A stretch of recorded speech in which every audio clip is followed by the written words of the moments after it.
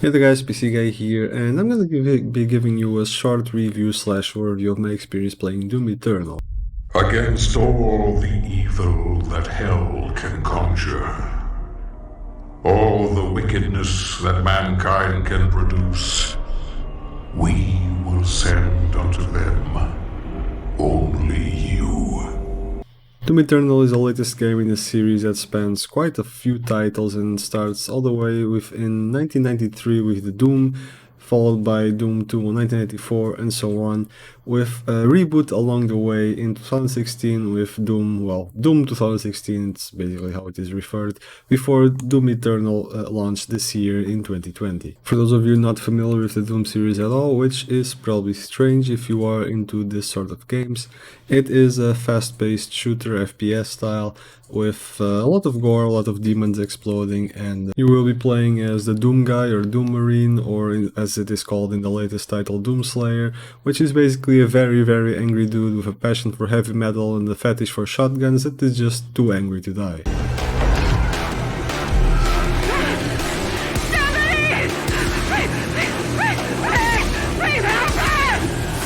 Most footage I've recorded is from the first hour or two of gameplay to avoid major spoilers. However, just on a small spoiler in terms of the general story direction, it is a bit strange and quite a departure from previous iterations of Doom. This also seems to match a bit of a difference in terms of the playstyle that, while still being a very fast-paced FPS, seems to have taken somewhat of a turn towards a bit of more platformy action game kind of thing, with a lot actually of jumping puzzles between each specific room where you'll have quite intense fights, but there is a very big difference between the platform jumping part of the game and the fast-paced crazy shooter that we are used to from Doom, and there does not seem to be a whole lot of in between, and you just alternate between these two on kind of a regular basis. Story-wise, it is also somewhat disconnected from previous iterations like Doom 2016 or Doom 3, for example, where you are in a confined space. In this case it was a station on Mars or something, if I remember correctly. In this case, you have kind of a mobile base that seems to be able to spawn portals and was not referenced before in any game previously, and you just appear there out of nowhere with no seeming connection to the ending of Doom 2016, and it is not really explained how you got there either.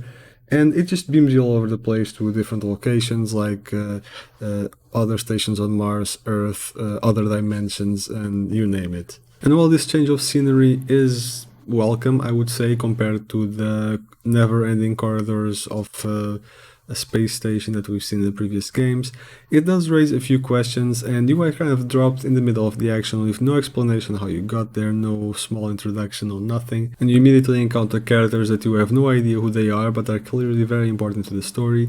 And for the first half of the game, you're basically trying to piece together exactly what the hell is happening around you. Most of this discovery will come from the acquisition of books in-game that if you actually care about that sort of stuff, and not just a random shooting that you're doing.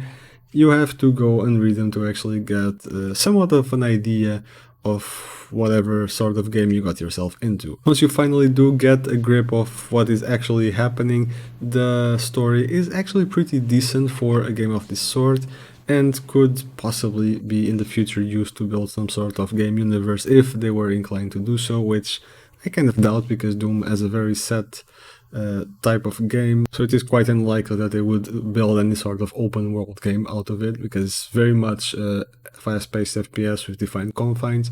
But the story that they built around the game does have some very good merits and points. It does once again depart from what we are used to in the Doom game.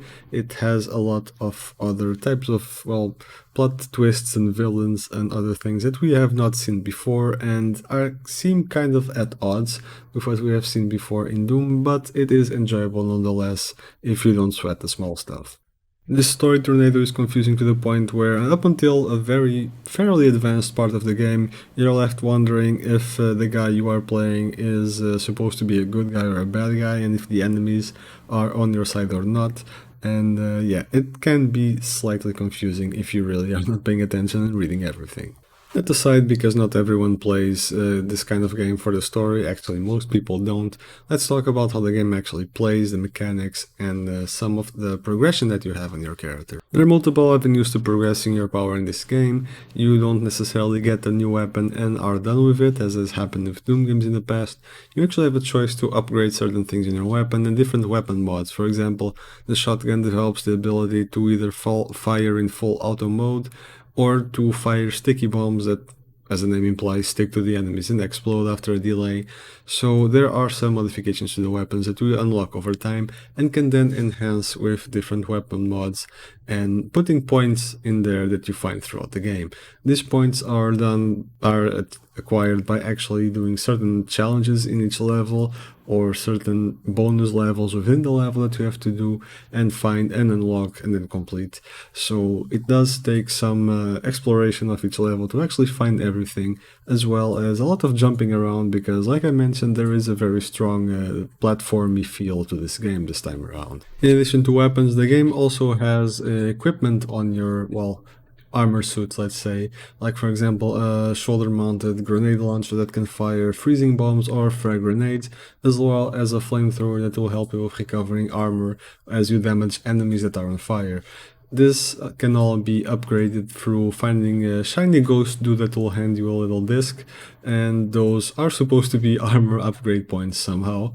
In any case, you will be able to upgrade, for example, the freezing from the grenade to last longer, or to shatter enemies and drop armor, or all that sort of stuff, as well as some other environmental upgrades like exploding barrels dropping armor, being able to see the minimap for a further distance, and several other things that might come in handy. But this section of the upgrades does not seem to be very game breaking, other than the, for example, the barrel related things like the dropping armor and not hurting you when they explode. That does come in very handy as well, or perhaps the freezing part to actually get a breather in between heavy fights. Last but not the least are the rune system. There is a number of runes that you can unlock throughout the game. You can have 3 equipped at a time, and they modify your play in different ways. There are, for example, some that make your glory kills be activated from a longer distance, so you don't have to be in the monster's face to actually do a glory kill, which will regenerate your health and charge a stronger attack that you can then do afterwards. There are other types of runes that you can use to change the gameplay in different ways, like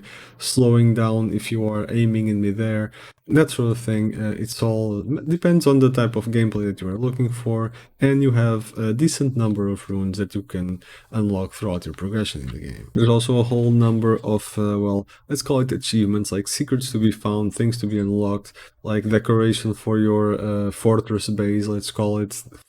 That is mostly covers of all the Doom and heavy metals albums and that sort of thing you'll be having hanging on the walls. You can unlock some little tiny figurines of the demons as sort of a collection, but the one secrets that have some impact on the game is you can actually unlock cheat codes in the game, which you can then use in some missions. However, if you do use them there, you will not be able to complete some of the challenges there, because obviously it wouldn't be fair.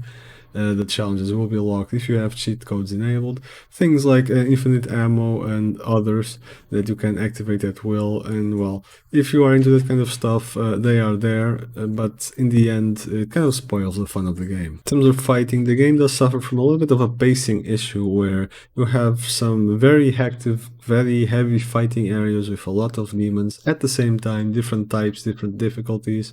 Some very tough, others just swarming you, and they all come at once, and it can be quite tricky, and it might take you a few tries to get past a certain point.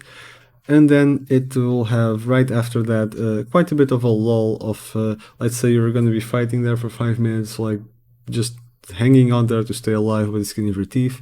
And then after that, you're going to be trudging through jump puzzles and platformers for like 10 minutes before finding another area that's going to just throw a fight of that sort at you. So the game could use a bit of a different pacing of maybe not so long of a platform run with a few enemies in between at least, so that it wouldn't be just 100% one thing, 100% another. You would actually have a bit of a mix of the platforming part of it and the heavy fighting part of it, so that much could have been improved. The game provides an in-game performance meter, which you can turn on in the options, as you can see on the upper right corner there. And you have to remember to turn off VSync, which then game's enabled by default to actually have more than 60 FPS in my case. So yeah, after doing that, going back into the game, I am running, reminding you, at 1660 Ti and 9700K at 5 GHz all core. So that's what we are playing here right now, and let's see how it does. This is a pretty intense fighting scene, so you might be having more on other parts of the game, and right now we are hovering at the 80 to 100 FPS with the settings relatively high. The game does come with a resolution scaling system that will attempt to scale your resolution down if it recognizes that your FPS is dropping way too low, so it will try to keep it at a playable level, in this case at the target 60 FPS. It will try to keep it at that by lowering resolution if need be in the middle of the play, so that you'll actually stay at that cap and have a playable game. This, along with any other graphic settings, are fine-tunable in the settings, which are actually quite expensive, and you can adjust a lot of sliders for the perfect experience for you. So my thoughts on Doom Eternal: is it a good game, and is it worth buying if you are looking into it and are a fan of the Doom series? If you are, like I said, a fan of the Doom series, then it is definitely worth it, I would say. It is a slightly different type of game than the Doom games that we have seen in the past few iterations. However, that does not mean it's bad, and it does give you, if you are a fan of that universe, it does give you quite a bit of an insight into the whole Doom series, how the events came to pass, the past of the Doom universe as well, going back from the beginning of the whole Hell and Earth invasion stuff, as well as the origins of the Doom Slayer, how he came to be, and what exactly is his nature, and why is he, well, as crazy strong as he is. He does take the story in a bit of a bizarre direction that I was not necessarily expecting when I started playing, but it is what it is, and it doesn't mean it's bad, it's just a bit different than what I thought it would be. Gameplay wise, it still delivers that frantic Doom shooter experience. It does have a bit of a lull and downtimes in the platform action, like I mentioned, but it is still enjoyable, and the action is still right around the corner, as long as you don't take way too long on the puzzles, which can happen if you do not have a knack for that kind of action. In terms of performance, the game runs well on my system. I'm pretty sure it will run well on basically a toaster, because that's kind of the standard, the staple for Doom games. They run on basically anything, and if you throw a good system at it, it will run at hundreds or thousands of FPS, which is more than you need really. But yeah, the point is, it probably runs on pretty much any system that you might have. Visually, it looks good with the settings I was playing. I gotta admit, I did not turn the settings all the way down to see how bad it looked, but I can expect that it looks pretty much what you would expect at low graphic settings from a shooter of this caliber, really. It probably does not make a whole lot of a difference, and it does look nice on high settings. However, it's a fast-paced game. You are not going to be spending a lot of time looking at the scenery. I mean, you might if you, after you've cleared the room and you want to look around, but that's really not the point of the game. But it does look good in any case. In terms of sound, the sound is basically what you can also expect from a Doom series if you have experienced it. If not, it is the standard heavy metal, that sort of stuff that is also very standard for Doom, and they do deliver on that. So yeah, all that said, it is a good game, and if you are a fan of shooters and the Doom series in particular, definitely did not disappoint. If it's your first let's say, venture into the Doom universe and this kind of game, then I would get the 2016 version first. It's very often for sale on Steam for a very cheap price, so you can first test the waters there and then try Doom Eternal if you have enjoyed it, because, well, it's not gonna run and go anywhere. So I hope you guys have enjoyed this video. This has been Epic PC Guy. Make sure to drop a comment, tell me what you think of the game and of my review, obviously. Drop a like if you enjoyed it. Drop a dislike if you did not, as per usual. So yeah, it would be appreciated if you could subscribe to the channel if you have not already, to help us do more and better videos in the future. And I hope I'll see you guys in the next video.